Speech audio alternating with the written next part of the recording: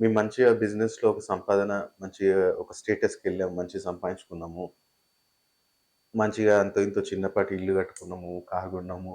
బానే ఉంది. కానీ ఉన్నట్టుండి మళ్ళీ సడెన్ డౌన్‌ఫాల్ అనేది అయితుంది గురుగారు. ఎందుకవుతుంది? అసలు అర్థం కావట్లేదు. ఆ ఫ్లో అనేది కంటిన్యూషన్‌గా ఎందుకు అవ్వట్లేదు? అని చెప్పి చాలామంది అడగటం జరిగింది. So, first of all reason ఏంటంటే, మీరు ఇంటి వరకు వాస్తు చూసుకుంటున్నారు. అది ఓకే.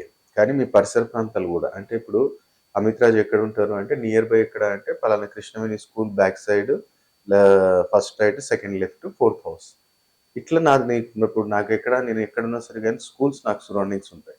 ఎక్కడ అంటే ఇప్పుడు కృష్ణవేణి స్కూల్ కాకపోతే ఒకవేళ బాలాపూర్ నుంచి వస్తున్నారు అంటే ఆ పక్కన లోటస్ ల్యాబ్ స్కూల్ ఉంటుంది. దాని పక్క సందులోకి రండి. ఫోర్త్ లెఫ్ట్ తీసుకోండి. స్ట్రెయిట్ మా ఇల్లు కనపడుతది. శ్రీ సాయి సదన్ అని చెప్పి అనుకుంటారు. దాంతో పాటు కొన్ని వీధి పోర్టులుంటాయి. ఆ వీధి పోర్ట్‌ల వల్ల గూడా మీ బిజినెస్ అనేది ఉన్నట్టుండి డౌన్ గావటం, ఆదాయం అనేది ఉన్నట్టుండి గూడా మనకు ఆగిపోవటం అనేది జరుగుతుంది. ఇదొక రీజన్. సెకండొచ్చేసి మీ దశ, అంతర్దశ.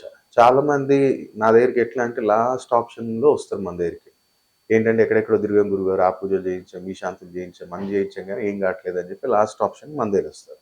అప్పుడు మనం ఏం చేస్తామంటే వారి యొక్క దశ, అంతర్దశ మనం ఫస్ట్ అనలైజ్ చేస్తాం.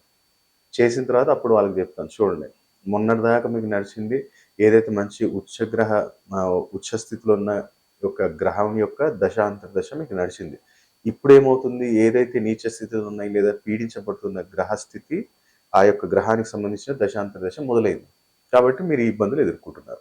దానికి సంబంధించిన రెమెడీస్ మనం చెప్తాం వాళ్ళకి.